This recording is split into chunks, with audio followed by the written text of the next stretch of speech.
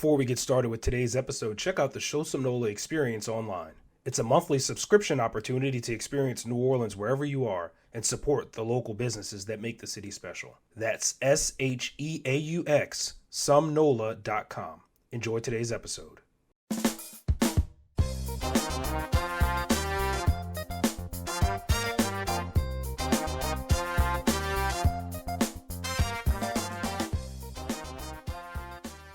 So this is the Sheaux Some Nola Experience. I am the host, Jonathan Floyd, owner of Box of Care Gift Company.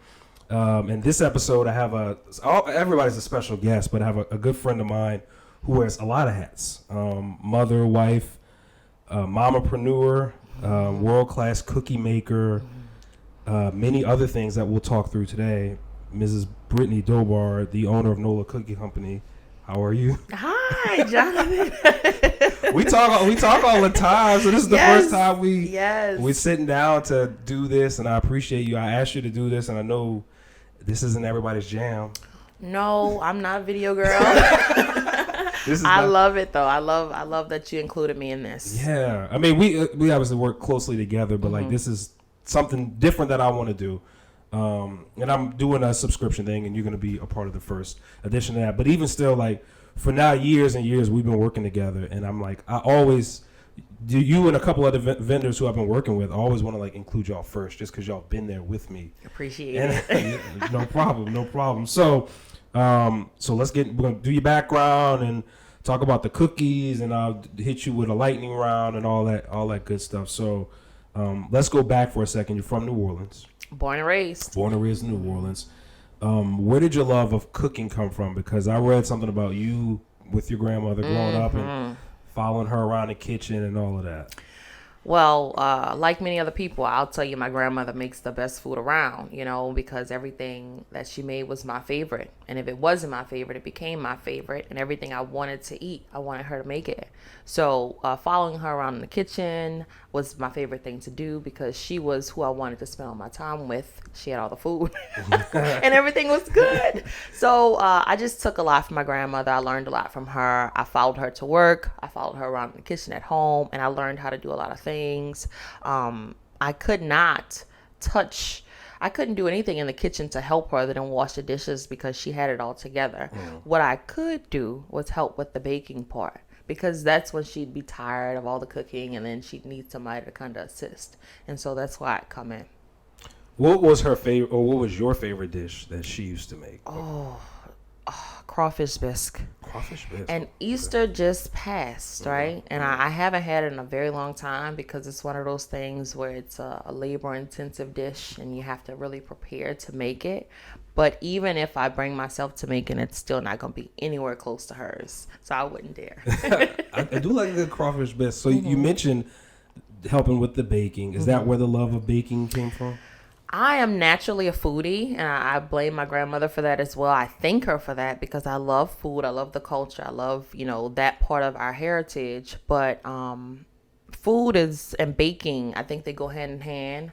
I am a savory and sweet girl, so I want both of them. So baking will come with that. Okay. And what were some of the lessons you learned in the kitchen? What were some of the things you took away with you as time went on? The biggest thing I learned from my grandmother is just how to infuse love in everything that you do. And you will taste it. The difference is in that. And I think that has carried me all these years. That's a good thing. Okay, so let's fast forward to just a few years ago. You were, like every other entrepreneur, you weren't working in what you're doing now. You were in the insurance industry? Yes. Insurance industry. I was selling insurance. I've been doing that for about 5 years before I decided to do anything else or thought about doing anything else. And the main thing for me that changed was I started spending more time at home because I lost my mom. And then my life circumstances changed because I got new dependents after that. And so I literally felt like I needed to figure out what my life was going to look like moving forward. And insurance just wasn't as interesting after that. And so passion led me into the kitchen again, and I've been there. Wow. Okay, so that's something I think a lot of entrepreneurs deal with is when you're working in the corporate world, that transition and what that looks. And I think it's different for everybody. Mine looked different in Yeah. was I had a plan, and then I didn't do the plan. I had the plan, and then I didn't do the plan. And I think I might have called you after We spoke about it. The plan changed. So what for you was that moment? Or did you have a moment? Is there something in particular that you were like, you know what, this ain't really it I for me? felt it for a while before I made the move, before I decided to do it. I even had people who knew that I needed to make a move because it was on me at that point, and they were influencing me to just take the leap. Even bought me the book. It was that evidence. The Steve Harvey? Yes, Steve Harvey's book. The fly, leap, whatever. Okay. Yes. Okay. And I think for me, it was more of me being afraid, me not wanting to give up my income, me being comfortable in working with people in the capacity where I was, and just not knowing if that was going to be, me baking was going to be a sustainable way to live. I did come to a point, though, and I told this to my best friend. I said, listen, if I could just, bake stuff and make 50 grand a year, I would be completely happy. And that's not a lot of money, especially nowadays, living in our city. It's not a lot of money, but that's just where I was mentally. And I knew I wanted to do something else. And baking was where I was, passionate the most. Insurance just was it became a day-to-day 9 to 5, going to work, getting off, and then going into what I really wanted to do type thing. And I just had to switch it. Mine was more of a forced switch. I just had to get it done. But that's how it works out sometimes. There wasn't a plan. This wasn't a plan for me. It wasn't, I'm going to start a baking business. It's just I wanted to be more passionate about what I was doing, and I wanted to be happier in my day-to-day. Okay. But so with the start of your business, there was some crossover, though, from insurance. Yes. Just naturally. How you started doing what you were doing. So tell me about that. So I naturally bake things because, again, I'm a foodie, so I like certain things, and I would just give them out to my customers and share them just as a treat. Nobody was paying for anything initially, but as time went on, my husband was also bringing the same things to work with him, and folks were looking for it. It became a thing. They were like, oh my God, like, are you bringing this on this day? Will you have this? We even had, because he worked in the automotive industry, we had customers that would visit service department from another state, Mississippi. And this one lady, I will never forget her, because she probably told me 8 times, if you don't start this business, I'm going to start it for you. These cookies are too dang good. And I said, oh, okay, just thinking it was a compliment. Oh, okay, but thank God I finally did, because they've blown up, and I'm so excited about that. That's awesome. Okay, so that's okay. I didn't know about the people showing up. Dude, it was crazy. That's a good thing. I mean, I've worked with people before who bake things, and I'm like, people do that, and then we all kind of it's all the same. Around New Orleans, you always see people baking stuff, selling stuff. We have street vendors, we have people that just pop up on you, or we go to the stores and there's the little sweet treats that they bake at home, and they're right in front of you, and you're like, oh, I gotta get one. I didn't want to be that person. I became that person for a while, though, and it's actually refreshing, because again, I became bored in my regular 9 to 5 day-to-day stuff, and I needed something that was exciting and invigorating, and people giving you reviews on stuff that you make, and it's good reviews. Oh, you talk about fill you up quick. That's perfect. So what was some of the stuff was it like cakes? Was it just the cookies, or what kind of stuff were you bringing in? It was mainly cookies and cupcakes, like stuff that I would eat at home. Again, I couldn't eat it all myself. I wasn't looking to sell initially. I was just sharing, and those things took off. Yeah. So that was kind of the transition to like, yes, okay, this is going to be a business. Okay. And again, my friends were nudging me and pushing me and saying, "Oh, you need to do this. Oh, Brittney, this is where it's at. This is what you need to be doing." I was like, yeah, whatever, But you took the next. Some people never do. Some people like make great things and never. I think you have to start, and for me, this is what it was. You have to start really believing in yourself. I didn't have super belief in myself that I was going to be able to carry, not only support myself, but support my child at that time with just baking. So it took a while to build that up. Thank God I did, because we're here. But you don't start off with that at all. No. Most people, I would say most people don't. I agree with you. It takes time. Again, I work with people who baked and never did anything with it. And it's just, it's not for everybody though. No. As time went on, once the hobby becomes a business, it changes everything. It changes again. Because then you're up there, okay, I'm very passionate about baking. It's wonderful, but now you're working for people again. Yes, you are. And it's not an employer over your head, but it's the customers. It's the demand. And sometimes you can lose some of your passion because you're not just doing it for fun anymore. Now you're doing it for profit, and it's different. Now, thank God I still love it. Right. And people are still filling me up with the good compliments and, good reviews. I don't ever want it to get to a point where I'm drained and, I don't want to do it and it's too much demand. Hopefully it doesn't happen, but that is something that happens to a lot of people, especially if you're not passionate about it. It'll go like that. Correct. That's true.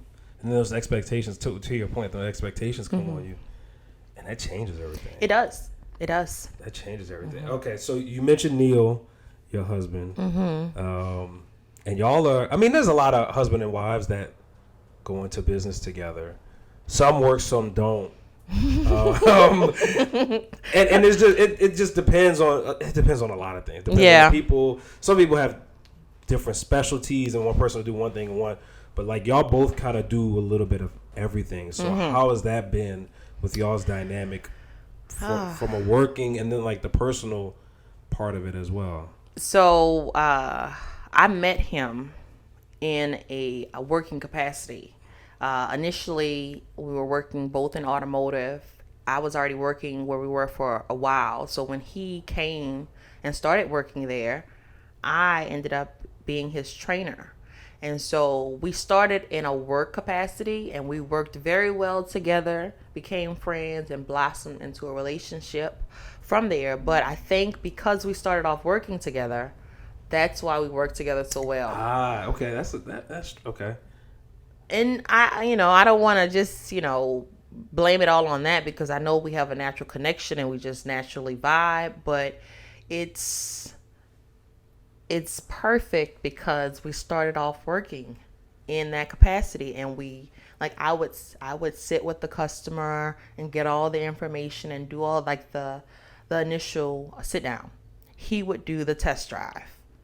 They come back, we both talk to them about the vehicle and things of that nature. And during the walk around, he would do the walk around too. But, we worked together effortlessly and it just transitioned. Now, when the business first started, he was backing me. He was there. He was helping, but he wasn't doing all the stuff that I was doing in the business until he came on in 2020. Then he really started picking up and doing deliveries and things of that for me. And then we got pregnant and he became a one-man show. He was doing the doughs, he was baking, he was delivering, he was taking the orders, he was helping with the invoicing, like everything that I would normally do, including going to the store, getting the dishes done. He was doing everything. So I think because we worked together so well initially and then our relationship blossomed and he knew what support I needed and he was happy to give me that support, that's why we worked together so well. Now, it's not every day. Some days I'm like, can you go this way and I'll go that way just so we can have some space and some air. And it does get hot in the kitchen. But overall, we work together very well and we're able to incorporate our kids and our other family members into it because we have a good foundation. Yeah. I mean, I just watching y'all, I think y'all work great. And for me, as somebody, I mean, I'm a vendor, obviously, a friend, but a vendor. I know I can go to both of y'all, even though a lot of times I work with you, but then he steps in if you're not able to or whatever the case is, and he's able to do it. And like I said, it's not everybody. I mean, I know a lot of people who have businesses whose significant others aren't supportive or somewhat support, or like it's just it takes somebody to see the dream, right? Like somebody who like understands it, and then it takes a special person to like get in with you. That's true for the dream too. I was the crazy lady in the kitchen initially. He knew I was going through the grieving process. He knew I was dealing with all of that. So I was spending a lot of time in the kitchen just naturally, zoning out, just trying to zen. But once the freezer started getting filled with cookie dough, Change the game. I became a crazy cookie dough lady, because he was like, oh my God, babe, we have more cookie dough than we have meat. What's going on? So initially he didn't see the full vision because I did not have a plan for what I was doing. I was literally just making stuff and enjoying what I was doing in the kitchen. Once our kitchen started getting filled with stuff, in addition to the dough, I bought a baker's rack and I started buying all kind of little gadgets. He started paying attention. And then things started picking up because, again, that demand came. And then he thought I wasn't crazy. But at first, he definitely thought I was stripping. He was like, what is going on? You taking over the house? That's kind of how it goes. That's how it goes. Yeah, I get it. Yeah. You mentioned the kids, too. Yes. You've got a new addition to the family. We have 3 big ones, 3 teenagers. And we have one little one who's only 9 months right now. Prince, so yeah. Noah's wonderful. He came and he's been chill since day one. Like, he does cry, of course, but he just effortlessly flows with us. I love it. How have you balanced? You went through all the. You just made that sound like the greatest thing. Because I love my baby. We've got kids and we got the business and we got and he doesn't cry. And I'm like, no, he doesn't cry as much. About the big ones give us more of an issue than the little baby. He, as long as he's fed, his diaper's changed. For the most part, he is good. Balancing all of it, that's not real. That is not real. There are days where I do a really good job. I'm not late to feeding time, or, I'm not neglecting something going on in the kitchen. But for the most part, it's a lot of give and take. Thank God I have a partner who, again, helps me with all of this. But it's a lot. You wake up and, you have a new baby. So, of course, the demand is instant. And then you have the business. And then you have your regular life and yourself and your husband and your other kids. So it's a lot thinking that you're balancing your, you got it all together. It's a everyday figuring it out type of process for me now. There are some things that I do consistently that work well. There are other things I do that don't. They're not as consistent and they don't work as well. But every day we get up and we put our best foot forward and we get it done. That's the best way of describing it. I would not call myself a balanced entrepreneur because there are things that don't get done every day that need to get done, yeah. But overall, we do a good job. I think y'all do. So with the schedule, not item for item, but like talk me through like a day. What's a normal day where you have orders to take care of and you've got to get people to school and then get people from school? Talk me through what a day looks like. So we start off early. Most folks in our house have to be to school before 8:00, so we get up. Neil's the driver, so he gets everybody to school. I'm rattling the baby, so I'm getting him together, getting us ready for the day. Once we get everybody to school, we try and eat a little bit in the morning, even if it's on the run before we get out here, or if we're working in Gentilly, we're perfect because we're there. But once we get here, it is on. We got doughs to make, or we got orders going out, or like right now I have this custom order that I'm working on, so we'll have something like that. So we're making doughs. We're putting them in. We got to take them out. We got to scoop them. We got to freeze them. We got to bake. We got to package. Let's say on a Monday. On a Monday, because we have cookies on the West Bank right now, we have to bake the cookies, get them over there, get them delivered. They're at Elevated, the Cake Supply Boutique. Okay. Yeah, wonderful place. It's myself. It's owned by a local person, and she includes local vendors in her shop. It's actually a cake supply place, and you go in there to get everything that you need, and you can grab some sweets and some lemonade and all kind of other great things while you're there.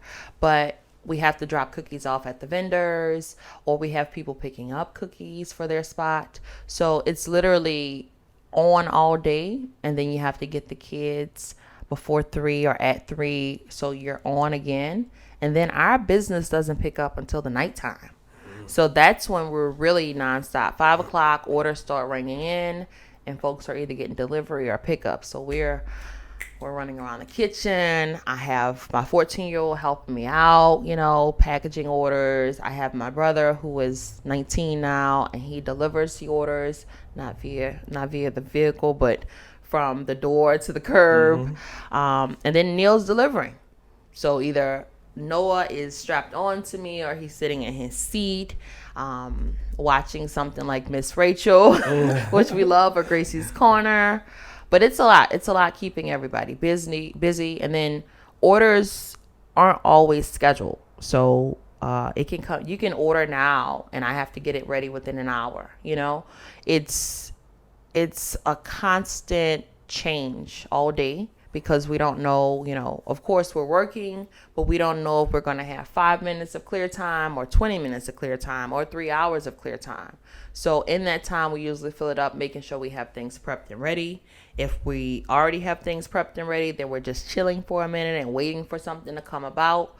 But it's a very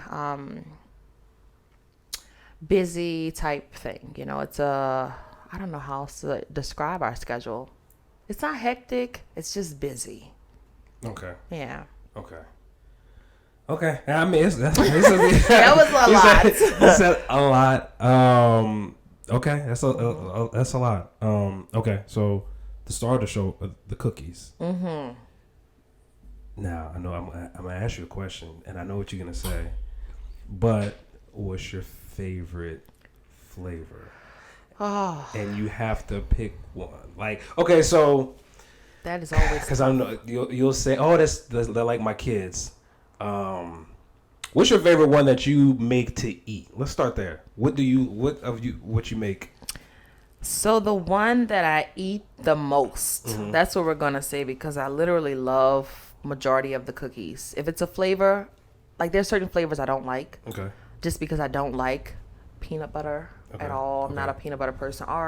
And people love the strawberry cheesecake cookie. I don't like strawberries. I've not had the strawberry. I didn't even know you had a strawberry. So, because I have what I like too. So okay, well, that makes sense. My favorite is the s'mores cookie, because it has chocolate in it. I'm big on chocolate. Okay. It has marshmallows. It has graham crackers. It is soft. It's everything. It is everything. It always gets on my fingers. I always lick them. It's that good of a cookie. S'mores cookie. S'mores. Okay. You just want some more. Okay. It is so good. Okay, so the s'more. Okay, so what's the customers? Which one do you see like sell the most? Because I know you've got like the classic type things too. What do people love? You said it almost. The classic chocolate chip cookie. It is the number one requested, the number one seller. It's the number one cookie that you get. So it's literally the cookie. If we didn't have a chocolate chip cookie, I don't think we'd have a company, because that's the cookie that everybody gravitates towards. It's the one that they look for the most, and it's the one that we run out of the most. So the chocolate chip cookie is everybody's favorite. Is that like a secret one that people kind of like? Also, that you're like, wow, I'm surprised that people order this. Surprised? Not really, but the peanut butter cookie. I gotta go back to peanut butter. You know why? Why? It's just, it seems like an old-fashioned cookie to me. Mm-hmm. And I'm not a peanut butter type person, but that peanut butter cookie sells out all the time. Like people get like a dozen peanut butter cookies? Half a dozen. I've never had I don't think I've ever had anybody. We have. Okay. We have had somebody buy a dozen peanut butter cookies. For me, it's not the amount. I guess I'm just thinking they get it by themselves as well. Like they get it by itself and just order. Or do they get like a variety and do like a variety and have the peanut butter and like it? I'm just asking. I did an order the other day. They ordered 4 peanut butter cookies and 2 oatmeals. And weird, right? Peanut butter, oatmeal. But some people eat stuff like that. I don't judge. I'm not judging either. I'm not judging either. I just serve them up. So, but it's always the peanut butter cookie. I'm surprised every time, because I said, okay, I just made a big batch of peanut butter. Where's the peanut butter? It's gone. Oh, interesting. Well, mine is the sugar, so the sugar cookie is just perfect because it is a sugar cookie and it's really good and you can't go wrong. There's no chocolate or anything in it. I'm not a big chocolate guy, so this is. Some people are not. Which I'm fine. So obviously, I've had the cookies. I've had a lot of your. I've had the cookies. I've brownie, had different flavors and all. So like, what is the secret sauce? Like, what makes? I mean, there's other cookie places in New Orleans. There's other cookie places. I mean, you can obviously go to Walmart and there's an aisle of cookie. There's a ton of cookies. Places. I've had a bunch of them. So,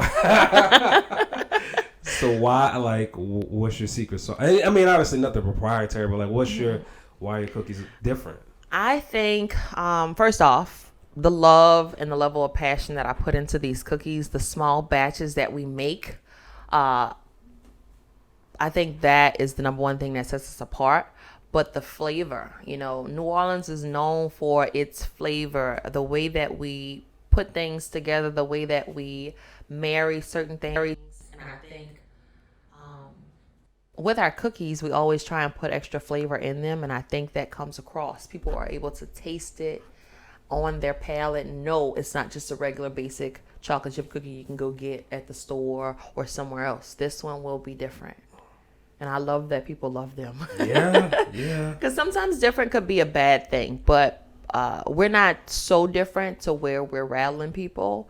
I think we're right. We hit the sweet spot with these for sure. We work together. I've done hundreds of cookies with you. And I think you're in the thousands right now. I may be in the thousands. I mean, it's not really about that. What I want to say is, I'm not trying to like pump myself, but I'm saying, I've never had anybody come back to say, like, if anything, I've hoped that people have gotten it and been like, oh, I'm gonna go order, because I've never had anybody. I have an order coming up soon that I'm gonna have to get some cookies for, and I'm just like, every chance I get, when people are coming to New Orleans, I'm trying to like, there's a few brands that I'm always trying to get in there, and a cookies for sure one of them, because people have their thoughts about what New Orleans flavor and food is like, and I don't mean flavor necessarily with food. I mean just like New Orleans, the culture. Yeah. And the cookies, that's always something I'm trying to. Now sometimes I have people who, whether budgetary or dietary or they're doing something really small or whatever, and they don't want it. I'm like, okay, or they'll tell me I want X, Y, and Z. I was gonna tell you, because we definitely have the vegan and the gluten-free of the world. And they'll make that decision on their own, I guess what I'm saying. But when I can, I'm always like, well, look, I'll just put it in there. Because I do. I mean, I have an opportunity, and I had somebody ask me recently, a person who worked for, so they were, middleman's not the word, but they were like event planning. A connector. Yes, connector to another company, and they were getting stuff from me, and they were like, my client, he's asking, like, is this, like, authentically New Orleans? I'm like, they're going to open the bags and hear jazz music playing. That's so sweet that you say that. She laughed when I said that, but I'm like, it doesn't get more New Orleans than what I'm going to give you. That's true. Because I'm like, I'm not putting together gifts of, like, just a popular, because that's not really what makes New Orleans. It's not really just you have your big brands and your big companies and stuff like that, but I'm like, 97% of New Orleans businesses that we know are just stuff that we know. And also the businesses that you speak of that may not be on Front Street, meaning they're not the big brands that everybody hears, or the ones that make up the real culture of the city. Absolutely. That's what makes it taste good. Absolutely. That's what makes it fun. That's what makes it sound good. Absolutely. And I think that I appreciate you, I tell you this all the time. I appreciate you so much for including us in your box, because you're in spaces that we're not in. You're in front of people that we don't know. These things are going nationally, to different organizations and folks around the country. So we are super appreciative. And I love that it's not just us, it's other companies as well. So people are getting the true essence of New Orleans versus the one you can just go get on Bourbon if you just walk up to any shop. From wherever. But I mean, I always tell y'all, I appreciate y'all as well, because, you make a great product and people need to have that I mean they need to get that. And I'm not gonna start making cookies. I'm not about to get in competition with you. You never know. I see the flower in your eyes twinkling. But can we talk about when I sent the original email to y'all didn't respond to me. Did not I sent the email, we got connected, and I said, they don't want it. But I'm glad y'all did. Eventually came around. Yeah. And so I used to be worse, right, at responding to emails. I know this. Well, when you first start a business, think about it. You're getting mail and emails you don't know what to do. from a lot of different people, and you don't know if it's a person or a robot, if it's something that you want to check on and see about, or if it's something that you want to ignore because somebody's just looking for money or something free. And initially, you don't have either of them. In the beginning, you don't have money to give, and you don't have free product to shell out either, because it takes money to get that, right? That's a fact, yeah. So when I first read your email, I didn't see it when you first sent it. So I don't want you to think, well, she was just ignoring me. I never see the emails when they first send them, because I'm not on my email like I should be, because of, again, we're new business owners. We're trying to do everything else, right? So when I finally got to your email, I think, did I reply to the first one, or was it the second one that you sent? I don't remember. Because I know we had somebody who we knew through a mutual business that we work with, who was like making the connection. Yeah. Because she asked me, she was like, have you talked to Brittney at Nola Cookie Company? I'm like, I have not. Matter of fact, I have not. Matter of fact, I sent them an email. They never responded.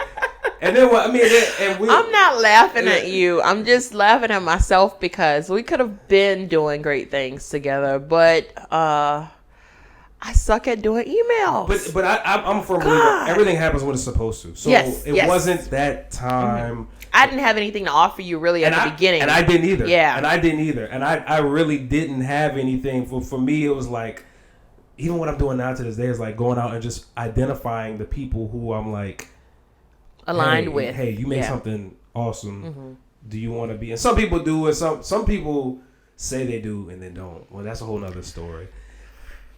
Because I mean, another thing is like, y'all well, obviously y'all have two locations, but like you're a business owner, like you carry yourself like a business owner. It's not for play. It's not a game. This is full time. And I wanted to some people, even the full time thing. I just wanted to some people who were like, yeah, I'm interested. I'm like, okay, cool. I have an order. Here's the details, and then I can't find them, or people are not. Like, maybe they just couldn't fulfill. And I just deadlines. Which for me, I have time between like getting an order and then like fulfilling it, but like I don't know, like for me, ultimately, like my end client only knows me. They don't know you. They don't know, like they'll see the brands and stuff, but they don't like know you. So I'm like, I'm trying to put my best foot forward. Yep. But I need you to put your best foot forward, because we're gonna all win. But I'm also like, if you can't really get into what I'm doing, I got to move around. You have to. Yeah, it makes sense. If if you're looking for 500 cookies and you need them in a week or two, and we do cookies like that all the time, so it's not a me thing.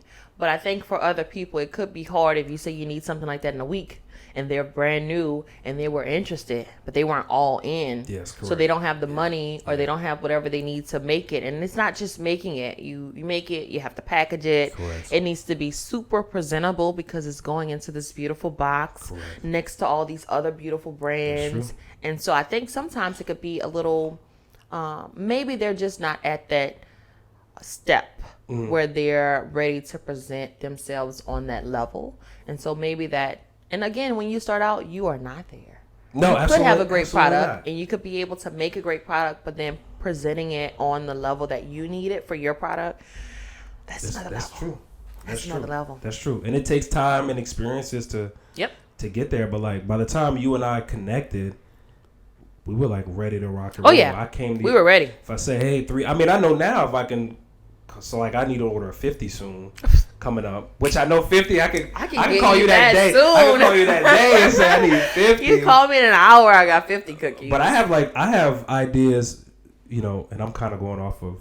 I had a scripted questions, but we just talked. It's fine. But ideas around like trying to work with some long-term things like hotels and stuff. Oh yeah. And you and I have talked about like trying to find ways to get you in with me to do Yeah. that sort of stuff too. So it's like, like you say, as I get opportunities, you get opportunities. Yes. And I'm always like, how can I Incorporate? How can I get y'all in with me as we do these, as we take these next steps? But again, never compromising the goal of like representing New Orleans.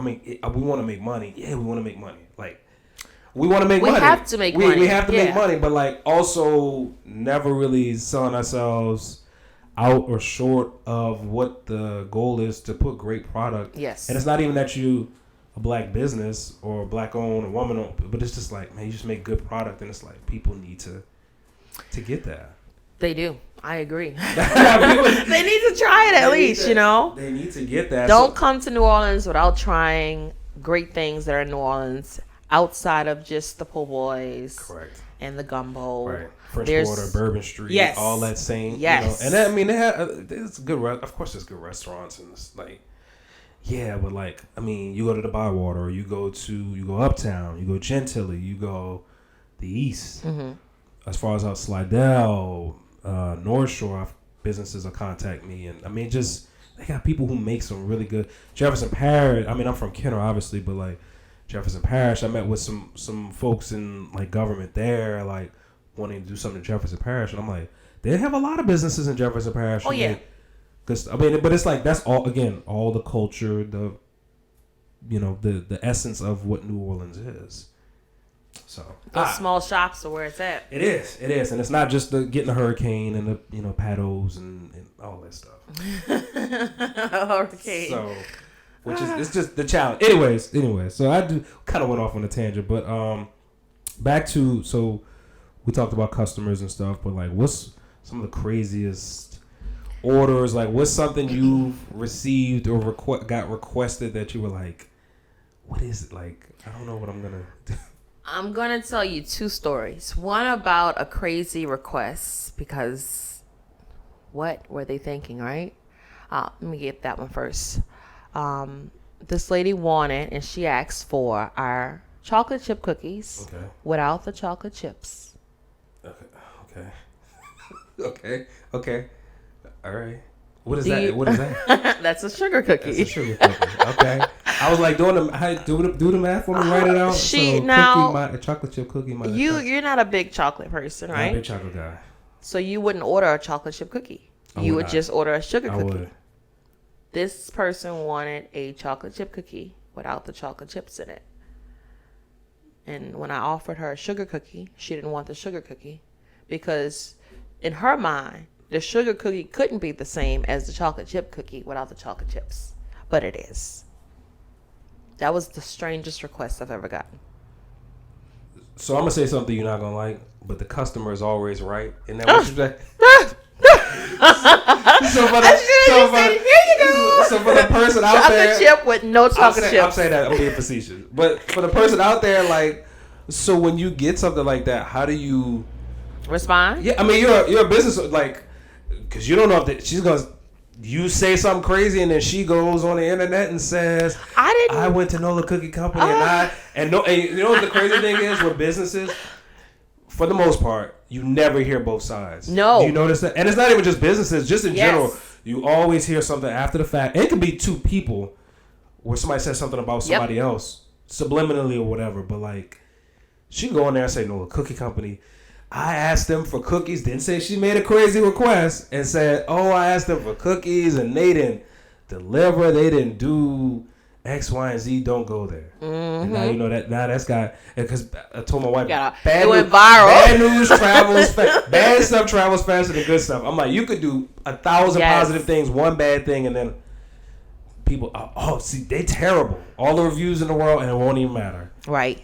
Now, thank God it didn't go that route. But with her, it was more of our chocolate chip cookie is the sugar cookie with no chocolate chips in it. And she didn't want the sugar cookie. Okay. And so it was just where we weren't getting to the same point. So there was no sale to be made. There was nothing. Because my chocolate chip cookie with no chocolate chips is a sugar cookie. That's correct. Now, I can write on there, chocolate chips. No chocolate chips. Chocolate chip, no chocolate. But it would literally be a sugar cookie. So she didn't get mad at me, thank God, because I just said that is what it is. And she just didn't want that because in her mind, sugar cookies were not what she had. Crazy, right? That's a hamburger without the burger. Yes. Okay, all right. Now, I will tell you something else that was weird, but kind of funny a little bit. Recently, we had a customer place an order very late, and we're late people, so we're up serving until 11 o'clock most nights. So she placed the order, came to pick up the order a little early, so she had to wait because we do bake them fresh and they come out warm. While she was waiting, she fell asleep. The order was ready. We go to bring the order to her. She's in her car because we have curbside pickup, she's in her car comfortably knocked out like this. Mud open, knocked out. Now it didn't take but another 8 minutes once she got there for her order to be ready. But she was knocked out. So much so we had to knock on the window. Wow. Several times before she got up. Then she had to figure out how to roll the window down. She was sleep, waiting for her cookies. Okay. So the cookies if are I'm like asleep are already. They like the cookies are like drugs? Is that what you? So I've heard this, and I will not. Is that what? I will not. That sounds like a drug thing. That's what that sounds like to me. No, I'm not saying that our cookies are hitting like drugs, but they're pretty addicting. You put a lot of sugar in there, and sugar and cocaine is like what and what. She wasn't on drugs. She was on sugar. She needed that sugar. And it was so funny because once we got her up, she needed to eat a cookie right now so she could be up enough to drive. Oh, wow. We thought she was drunk at first, but she literally wasn't drunk. She was just asleep. Okay. Weird, right? It happens. I mean, I want that kind of product that my stuff does that to people. If I'm asleep, if I'm that tired, I don't want to eat anything. I'm not gonna. Yeah, I wouldn't either. I wouldn't be driving somewhere for sure. No, I'm tired. I am sleep.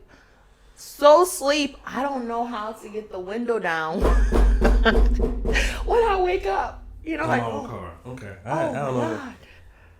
Okay. Wow. Okay. So that's the effect the cookies have on people. They're good. Okay. No, they are. Okay. All right. So on that note, I'm gonna transition into some rapid fire questions, and then you just, don't think long and hard. Just whatever is on your mind with these. Okay. Are you ready? I think so. Better with cookies, milk or tea? Definitely milk. Okay. Even though I don't drink milk, but definitely milk. Okay. Regular milk, chocolate milk, strawberry milk? Always chocolate milk. Chocolate milk's good. Not regular. Mm-mm. Milk is, yeah. There used to be like campaigns about milk growing up. You about to say something? I'm just not a big fan of milk. I'm just not. I'm not. I've not had. School days back in the day, we used to get the milk at school. Remember? Yeah, we didn't have to. We had to, right? I always had chocolate milk. I did too. And it was good. Yeah. But I don't buy milk anymore. I don't either. Well, I'm lying because unless I need to use it for baking, I don't use it. I don't drink it. The kids don't eat cereal? My brother eats cereal. My daughter does not drink milk like that. My kid, the only time we do milk is in cereal. We do cereal. I use milk to wet my cereal. I drain it off and I eat just the cereal. Oh, really? I'm not supposed to be eating the cereal because the cereal is just, I'm eating it as a snack. I'm not even eating it as a thing. Dry cereal. I don't do the milk, but it's okay. Cookies are great without milk. Really great without milk. Without milk. Yeah. When I eat the cookies, I just eat them. If anything, I need water afterwards because. Yeah, the sugar. My body. Yeah. My body goes out of control. The richness. Oh my God. Yes. They will have you sleeping in a car From what I heard, from what I hear, you're getting them. You can't go to sleep without them. That's the message I'm gonna take. Oh my God! But thank you. We appreciate you. I said tea. I'm like, who does tea? I don't know. I guess it's a flavored tea, maybe. I don't know. With a cookie. That's not an American. There's a lot of different teas, so that's not usually an American thing, but people do have tea and biscuits. They do. Yeah. Okay. Favorite movie. Absolute right now, Black Panther. Why did I say panda? But I forgot. Black Panther. Look at me. That's not even it. It's all Black Wakanda. Panther. Wakanda. Great movie. Yes. Great movie. Favorite board game. Checkers. I like checkers. I even like the big digital ones when you go to the arcades nowadays that they have. Have you seen those? Oh man, I whoop the kids all the time in that game. Well, okay, so you already answered. My next question was, are you competitive? Some people, they play board games and it gets kind of ridiculous. I have seen some Monopoly boards turned over. Do you know who my husband is? There's nothing that he does that's not competitive. We could be driving in the car, right? I'm in the passenger seat, of course, in another car. It's comes like by going. And he's ready to... I'm like, yo, what is this? Is it a guy thing? I don't know. But literally, all of us, the entire household's competitive because I think his spirit has just been put into everybody. Yeah. See, we do like little games with the kids, but my oldest is much more. My youngest is more like me. I'm not uber competitive. I just want to have fun. My youngest is like that. My wife is, I don't know what she'd say. She is, her and my oldest are way more. They go hard. They're way more competitive. So like, there's like a new version of Hungry Hippos that we were playing, and my youngest, we had to like show her. I mean, my oldest, we had to show her how to play. But then once I was beating them. I'm not gonna let you win every time. Like I like that. I'm not trying to. Like, yeah. No, I'm not gonna raise you to think you always win. But like once she started winning, she was. My oldest had beaten me, and I was trying. I was like, oh, we playing? Okay, all right. So we playing now, all right. And then from there, that's when I started. So I get it. Oh yeah, it's a thing. It could bring out the worst. It could. There's a game that there's a phone. I forgot what it's called, but basically the kids are able to invite you to play games, digital games on the phone. Okay. And they invite you. It's up to 4 people they can get on there, maybe 5. We play, I think it's Pigeon something. We played this one card game so much, and it's like you'll get little notches on your little avatar if you win. We get mad because it's usually the same person that wins all the time, one of our kids. And so we get mad and we keep playing because we have to beat them. We have to win. Yeah. I mean, you can't let them win. Look, you gotta. Oh no, we're not letting them win. You gotta. I mean, with the kids, you have to. We're battling it out. I get it for sure. I get it. Favorite sport? I would say favorite sport to play and then favorite sport to watch. I love, not recently, but I love growing up. I was a big jump roper. That's not a real sport to some people. Wow. But that is a thing. Wow. If I have to give a sport, I would say softball. Okay. That's fun and it's cool. It's cool to me. What was the second part of the question? Want to either watch or play? To watch. Football. Gotta watch football. I would play softball if I couldn't jump rope, if y'all don't count that. Yes. Jump rope. Dude. Double Dutch that was super. When I say jump rope, I only mean double Dutch. Of course. It's not the singular boxing. Like, what is that, right?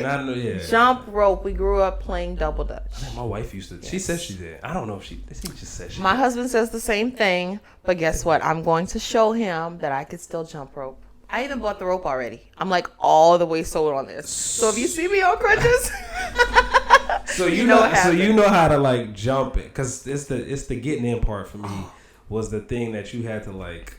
Can I tell you a secret? Uh-oh. Getting in is all about rhythm. It is, but it looks. The rope is going. The rope is going. Yeah, you might get hit a couple times, but once you get the rhythm and know when to jump in, you got it. It's hard. It's not easy initially. It's like learning to dance. But once you get the rhythm, you hear that rope, you know when to jump in. Because it lifts. It's an opening that you're going into. I know, but that's still... Yeah. You just got to time it out. Just like the Beyonce... Oh, I'm talking to Jonathan. The Beyonce challenge that just passed. Some people could really do it. Some people can't do it at all. So have you seen it? What was the Beyonce challenge?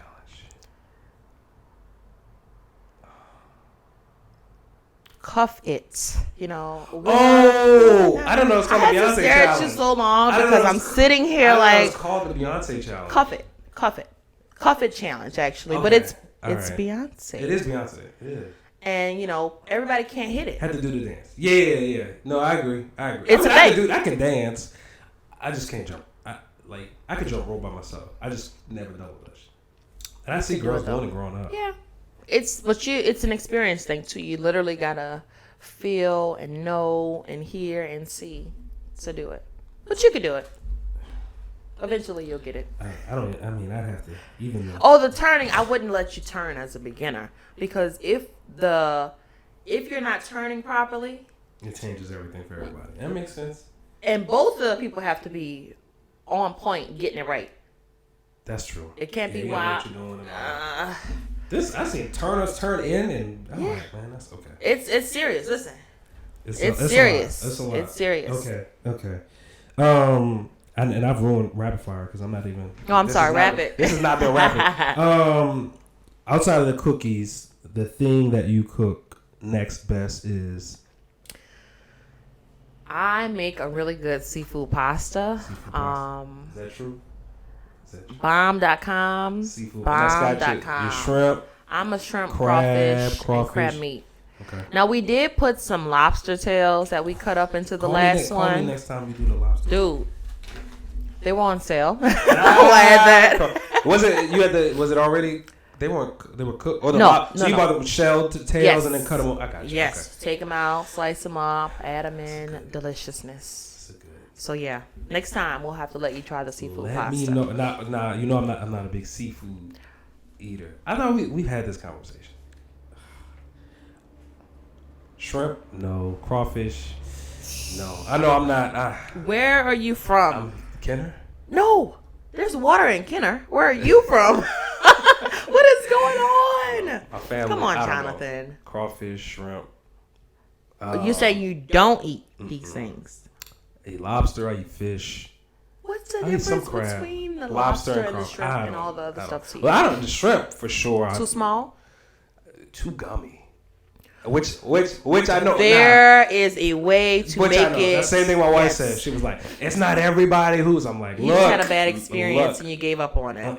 I just think the texture of it to me. You got to get some good shrimp cocktail, like deliciousness. Oh no. Yes. Maybe one day, maybe I don't know. I couldn't live here and not have those things. I'd feel, unless I'm allergic. I would feel deprived. I'll do. There's a place in the city that has like crawfish queso. Oh, New Orleans Food and Spirit. No, not Food and Spirit. Hamburger and seafood. Oh, I'm not. Yeah, they have crawfish queso. I've had crawfish queso at Lula, which is pretty good. I've never been to Lula's. Lula's pretty good. Lula's is pretty good. I mean, that was something when my wife and I would go a while back. I would eat that, and there was crawfish in that, and I would eat it. So that was okay. You probably just dipped the cheese and left the crawfish in the... Nah, I mean, by the time you scoop it up, you can't really tell. And the chips, though, they use wontons as chips. Oh, that sounds really good then. Crunchy, so you're just getting it in. So it's good. It's okay. So, yeah. But I mean, I still would eat, if you did the pasta, I'd just pick around the shrimp and stuff.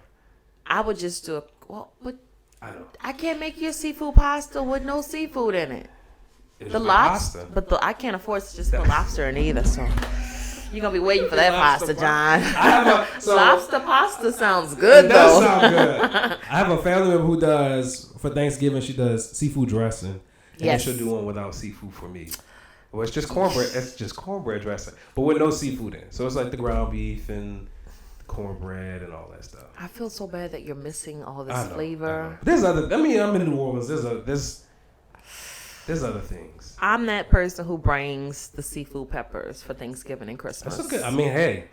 And I do not make them any other way than with all the seafood. I just wouldn't. I probably wouldn't. Dang, John. And I love the smell of a crawfish boil. Like when you get Oh out the my car, God. when you pull up and you be like, you get out So the you car. just eat the potatoes? I did. Yesterday or during Easter, I was eating potatoes and the sausage, and the corn from time to time. As long as it's not like super spicy, because some of that stuff gets super spicy in the boil. Yeah. You know what I mean? In the boil. Yeah, if it sits there too long, it definitely will intensify. It gets super spicy in the boil. I just can't believe that you're not eating all this stuff. I know. Well, listen, next time they have something going on, invite us. We'll let you your know. share. Let you know. We won't let the crawfish go to waste. This is a good 5 pounds. That's That's it. Okay. All right. Next question. Favorite Yes. musical. I say act, but either musician or who's somebody. If you Okay. had any amount of money to go see, and you got front row tickets, who are you going to see? When you initially said musical, I just thought about Hamilton, but you mean a performer. Musician. Beyonce, and I've never been to see Beyonce, would be my answer because I absolutely adore her. Okay. But I also love Rihanna. I love Rihanna, and I've never seen her perform. I just buy all her stuff. But I love it. Okay. Both of them are wonderful performers. Okay. I don't think you can go wrong. I mean, in terms of like an experience. I can't compare those two ladies. I would pick one of them. Yeah. Top two. I feel like their concerts. Yeah. I mean, I watched the Beyonce thing on Netflix. Oh, I definitely watched that 1,000,000 times. Yeah. So that was. And then I watched the Tyler Perry spoof of it's at the end of one of his movies where he does. Oh my God! Listen, so funny, so funny, so funny. Okay, I'm about to go check that out because I did. Yeah. It's at the end of. Is it Boo 2 maybe? Okay, so I saw the first one. Medea's Halloween. Yeah, I think it's Boo 2. Okay, all right. Or it could be the one where the guy goes to college. I'll send you the link on it because it's a lot of different Medeas. Okay, I was about to say I don't. Okay, so it's not family, whatever. It could be the family. See, I don't know. The family one's like family reunion is old. That's old. No, it's. And I know it wasn't that one. I forgot that. You just send it to me. It's all right. Okay. I'm gonna send you the one. Okay. Next question. Bucket list vacation. Number 1 bucket list vacation, Bora Bora. Bora Bora. Like, gotta get there. Gotta spend a couple weeks. Gotta just. You said weeks. You said with an S. You said weeks with an S. Has to be more than 10 days to make it make sense. It does. It's it does. very expensive. It is a long trip. It has to be an actual vacation. It's like it takes like a day to get there. I've been on a cruise for 7 days and enjoyed it, right? I'm going to want to spend more time in Bora Bora than I did on a cruise. That's a fact. Definitely. That's a fact. Yeah. I mean, that's my Bora Bora is like my place that I'd want to go. The travel. I try not to be small-minded, but like, getting there. Or I also want to like visit Europe and go to Africa as well. I know my parents went to Africa. Italy. It took my parents 24 hours to get to South Africa. They had like a 12-hour flight to Africa and a 12-hour flight from the top of Africa to the. See, that's why you have to be. Your vacation needs to be at least 2 weeks. Oh, they were there for a while. It takes you a day to get there. Yeah, they were there for a while. That day is gone. That's a long. And have you gone out the country before? I have not been anywhere other than the cruise. Okay. And I won't count that as out of the country. Of course, we went to the Mexico here and Belize there on the cruise. But physically taking a plane, having to use my passport, I haven't been anywhere yet. Passport has no stamps. I have to fill it up. But I don't know if I'm that adventurous. I want to go a couple places. It just depends. Netherlands, Italy. That's not that. Yeah, Italy for sure. Bora Bora. Okay. I want to go to France. Yeah, me too. But it's not like a now type thing. I feel like, I just want to go there once to experience it. I'm kind of saying, yeah. And I also want to visit Dubai. Me too. I know a lot of people. Just for the ultimate experience of all the luxurious things there. But that's it. Okay. Yeah. Okay. Yeah, I've done England, but again, I don't feel like I don't know. Like I wasn't like in love with the food. That is always my problem. I've been to several states here in the country, and every time I leave home, I do miss my bed, but I can get over that. The food. I cannot get with the food in other places. It's always missing something, or I'm comparing it to home, and I'm the pricing. I'm like, oh my god, I paid all this money for this, and it's like, ugh. Yeah. So Yeah. that's the biggest thing. Have you been to San Diego? Nope. Okay. So if I had to recommend you go somewhere, San Diego's like my favorite place. My wife's from Chicago. I love Chicago. And I can make recommendations for there, but San Diego is awesome. And like there was a restaurant. So we were staying near, there's the marina and then there's the ocean. We were staying near the marina, and there was a breakfast place that like every morning the line was like, I mean, when I say down the street, so we were like, look, we're gonna get up one morning and we going. Because everybody's out like we gotta go see what it's about. Yeah. I'm like, bruh, it wasn't sweet enough. I'm like, there's a big pancake. I'm like, and I could look up the name of the place. I'm not, but I could. But we got the pancake, and I'm an omelet guy. I'm like, give me the omelet. The omelet was big, the pancake, and then we had, and I was like, it's good. It's like 6 out of 10. Dang, that is not good. 6 out of 10. I wouldn't vote. I wouldn't want. Okay, when I'm looking up TripAdvisory or anything, or even food ratings, Uber Eats, I don't want nothing lower than a 4.6. But the thing is, to me, because I gotta pay for it, and it's expensive. No, you're right, but that stuff's like, so they say, like of all the customers, only like 10% leave a review, or it might even be smaller than that. Just a small percentage of people leave reviews. So you didn't have a good. So like so it could have 4.5 star. Nah, that's high. So I don't know, 4.1 stars. And not be that good, but the people who review it like it. Or it could be like lower rated and it I'm going to ask you something, because you have a lot of questions for me. I got one for you. Okay. When you're shopping on Amazon, right, and you're buying whatever it is, and it could be 30 of the same things listed, what's the determining factor? Price, outside of price. Review. Well, forget price. There you go. Outside of price. The reviews. So number of reviews, rating, or star rating, or like what is it that you're looking for? It's those things if I don't know what I'm ordering.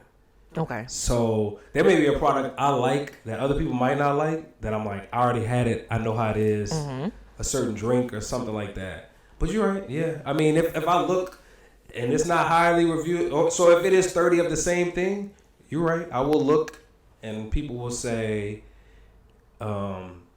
certain things, and I'll be like, okay. Yep, note it. and then to take it a step further, I will go down on the thing, and then I will look at the reviews. Yeah. And then and if it's just, then I'll make sure it's most recent. And then I'll look, and if people most recently have been like having problems, no, I'm not buying it. No. Yeah. And then like those real reviews, so not like that stuff that looks. The ones they solicit for. Yeah. I got that. I'm talking about those real, where people like have a picture of it. Yeah, you're right. That's true. That's how I feel about my food. That's true. I want the best reviews, the best ratings, because once I decide on a place, I've already decided I'm going to spend the money for that. That's true. But now I want to know what's good, what's not good, what worked out. And Yelp is wonderful for that. Yeah. Lord, the pictures, the reviews, the ratings. Of course, everybody's taste buds aren't the same, but it does give you a really good base to go off of. It does. It does. But see, also, on the other hand, the reviews could build up your expectations. Yeah, so and then let you down. Because that's another thing. Even in New Orleans, I mean, you could go in the city and ask people from certain places to rattle off the best restaurants, and you'll hear a whole bunch of different answers. And then sometimes there's certain places there'll be a lot of overlap, and then like some of those places there's a particular place that my wife and I have gone. We used to back when we had time, go to lunch in a different place in the city once or twice a month. And some of the places we went was like, because people said go to this one, and I'd be like, this wasn't really right. Different taste buds, especially in the French Quarter for sure was like, oh no, we're gonna go back on St. Charles. We're gonna start going back uptown, because the French Quarter, like, it was like tourist. You could just tell it was like watered down. Yeah. Dark rooms. You just know who they're catering to in those spaces. Yeah. I know. So I derailed this again. All right. So we're gonna whip through the last because I got a few more things I want to. Okay. So when you're not working, you are doing what? Like ideally, like everything else is taken care of. All kids are taken care of. You got you time. What are you doing? Oh, just me by myself?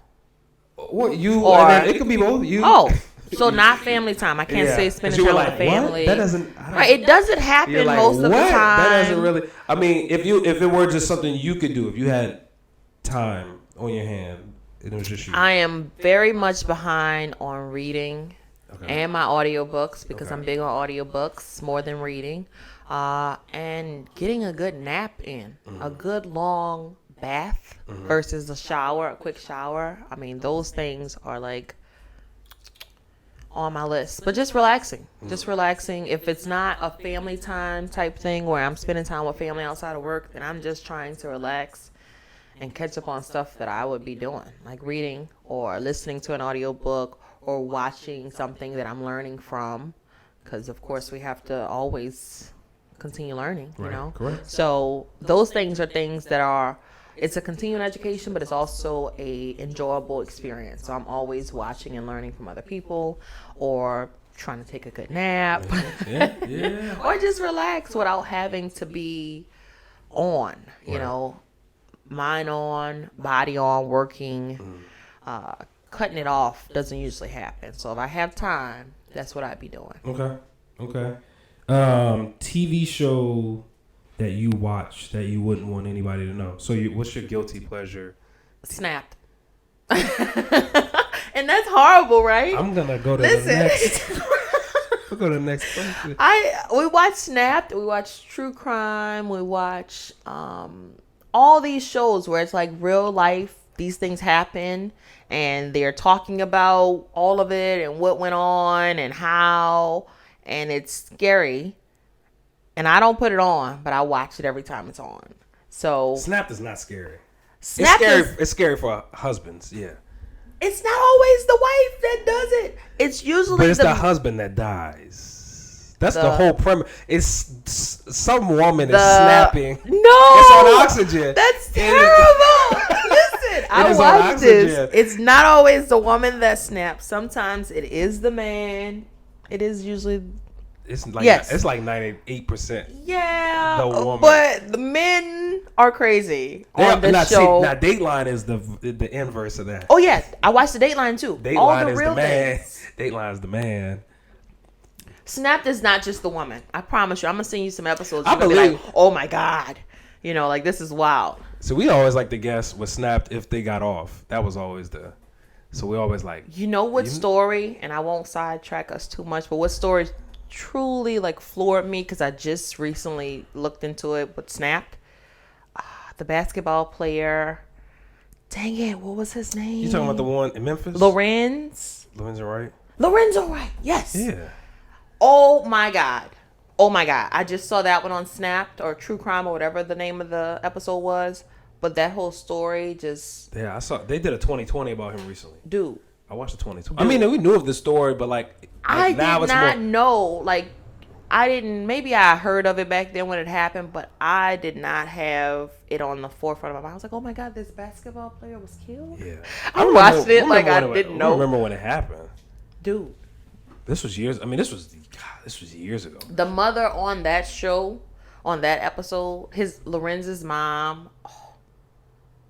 She was like, she never gave up. She kept searching and kept that police search going and kept it going and kept it going and kept it going. And that's what it takes in business, right there. Yeah, like that right there. That's true. Nah, you're right. No, you're right. That's true. But yes, I do remember that story. Being relentless. I do remember that story. We're gonna hold on. Yes. We're gonna get into. All right. Okay. Last ones, I swear. Your best cookie flavor. Chocolate chip cookie is the number one seller, so I'm going to go with that one. Okay. Yes. One thing about you that nobody would ever guess. Maybe a talent you have or something that's like that people just would never. I originally was very into cosmetology. Okay. I would curl my friend's hair. Like literally, all of my girlfriends would come over to my house when we were in school, and I would do the cornrows and the curls back in the day. Okay. And then it progressed because I had sisters. I have two of them. But I grew up doing hair. And so I thought I was going to be a cosmetologist. And I still do hair. I just don't do it professionally. Gotcha. Yeah. Okay. Yeah, okay. All right. One meal to eat in New Orleans. What place are you going and what are you eating? Okay, so I am saying this because this is the next meal I'm going to have. It has been highly reviewed and regarded in a sense of you got to have it if you have not had it. And I have not had it, but I'm going to get it. I'm going to Little Dizzy's. I'm going to have the gumbo. And then I'm going to follow that up with the red beans and the fried chicken. Okay. And that right there, it's Monday, right? That is what I want. Okay. Yes. Okay. Yes. Yeah. Little Dizzy's. Okay. Okay. All day. Good choice. Good Yes. choice. Okay. All right. So last question. Well, I keep saying that. What's one thing you learned as an entrepreneur that you had no idea when you got into the business? Oh, it's extremely hard. But really, I think the amount of endurance and passion that you need to wake up every day and put your best foot forward for yourself and for your family. Like that is another level, because when you have a job, you know, you go to work and you put your hours in or you put your time in. And so you are expecting a reward. You know, it's coming. They have to pay you, right? Right. When you're an entrepreneur, you don't know if you're going to be paid that day or that week or that month sometimes. So you literally have to wake up, dig down deep, find that passion, find that grit to go and perform your day-to-day operations, processes, networking, all that fun stuff. You have to get all of that in to fill your pipeline to possibly produce something. True.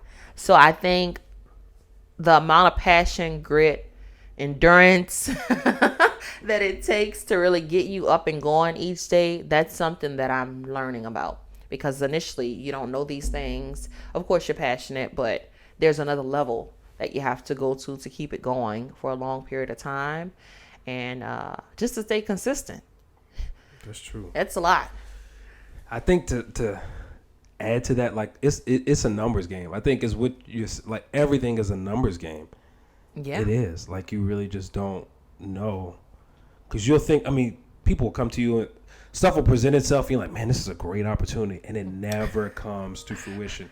It disappears. It just what happened? Like, that was supposed to be. That was gonna be a $10,000. And then that stuff goes, and then next thing you know, you getting 10 through a different way. Yes, like it just worked because you continue on. That pipeline.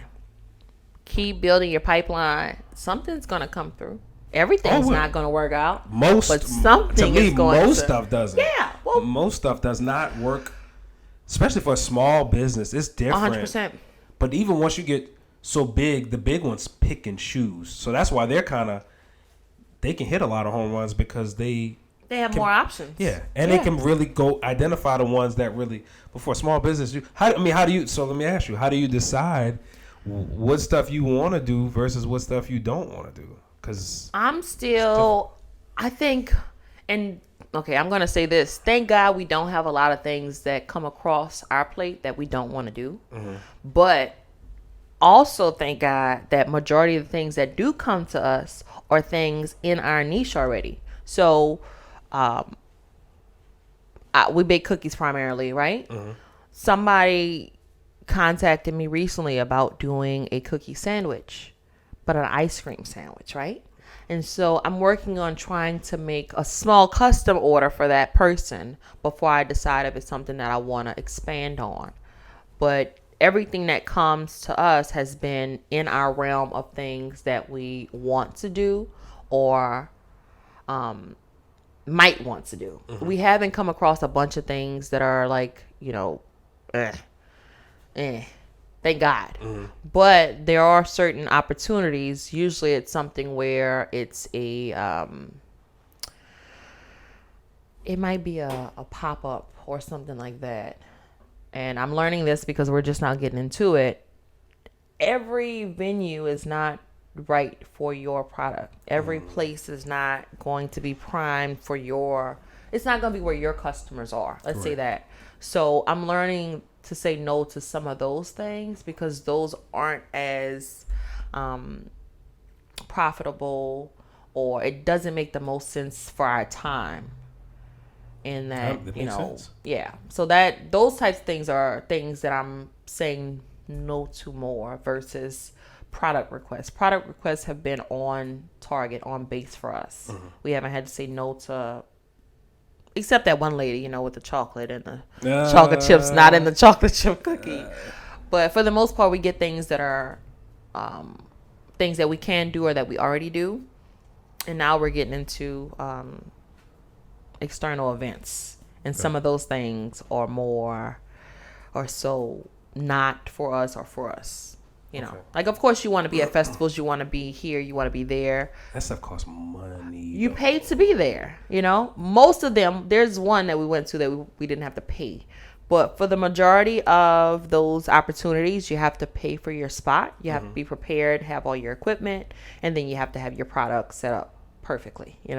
So with doing all of that, 9 out of 10 of the things that we've done recently have been beneficial. One of them have not been. Okay. So that's I'll say no. Ratio. Yes, I'll say no to things like that moving forward because now I know. Yeah. But we don't have maybe I'm not busy enough. I don't have enough things to say no to or to turn down yet. I don't know. That's a good way to look at it. Yeah. I wonder how much Jazz Fest. Do you know how much it costs to be a vendor at Jazz Fest? I'm just curious. I do not know, but we actually recently put our name on the list. There's a wait list for Jazz Fest. That makes sense because there's a lot of the same. If you go out there, it's the same companies every year. So I'm like, it is, and it's they have their cult followings. People are going to Jazz Fest for them. One of our favorites, Focus and Sausage, they're going to be there. Oh, they are this year. They are the only original Jazz Fest vendor still there. Oh, is that? Yeah, that's right. Yes. Wow. Yeah, Jazz. I mean, like with Jazz Fest, like the Cochon delay. I mean, I can close my eyes and see the signs. But at Jazz Fest of the stuff. But I saw the crawfish bread. People, they're leaving. My wife used to get the crawfish bread. Yeah. But it changed. Like it changed over the year. I mean, I'm not trying to speak evil, but like it got smaller. And it matters because the price went up. It matters. I'm with you. But those things, I know on the application they ask you something about, serving 30,000 people over, and it's per day. It's a lot. So initially I thought we weren't ready for Jazz Fest because, oh my God, 30,000 people, that is, whoa. But we're on the list now. So I think we are going to be ready when they call us. He'll make a way. I mean, you'll figure it. Yeah. I guess you get to bring ovens and stuff out there. You can bring whatever you need to serve, but with us, because it's so hot, we're not going to bake on site. We're going to have the cookies already prepared, packaged, and ready to go out. So you'd have to have thousands of cookies ready. Thousands, yes. And I'm ready for that. I love baking and having the cookies ready. Now, it takes time packaging all those, but we're going to get it together. Wow. Yeah. I can't wait when you make that post on social media. That's going to be awesome. And say, that's going to be. We're going to celebrate that one because that I think Jazz Fest is one of those things where, like Essence, it brings so many people to the city. Mm-hmm. And the culture surrounding those two events is something that you always want to be a part of. And so if we are ever included in Jazz Fest, phenomenal. We're going to celebrate that. I mean, like nothing else. Yeah. That would be special. Yeah. When it happens. Not if, yes. but when. When it happens. We're speaking it up. We love it. Yes. When it happens. Okay, so how can folks find you? How can they get the cookies in hand? How can they find you on social media? All that. The best way to get our warm, delicious gourmet cookies is to go to our website. It's nolacookie.com. You can also find us on Instagram at Nola Cookie Co. or on Facebook at Nola Cookie Co. We have a TikTok page. You can follow us on there. But definitely visit our website. definitely go on there and order some cookies, whether you're local or you just want to ship them to somebody. Yeah. And then also, what you said? Did you say where to get them locally? Did you say that? Locally, no, I did not. Okay. So locally, you can order them definitely through boxofcare.com and Jonathan's wonderful box. I'm not delivering them, though. But he'll ship them. You can find us at Elevated the Cake Supply Boutique, and also Vocus and Sausage Creole Cafe and Gentilly, right there on St. Bernard. She has a special cookie that we created for her, and then she also has a couple other flavors that you can buy to complement that one. Awesome. So those spots. Awesome. Well, thank you again. Thank you. I appreciate it. I owe you one. Thank you. Thank you for tuning into this episode of the Sheaux Some Nola Experience. Don't forget to check us out online at ShowSomeNola.com.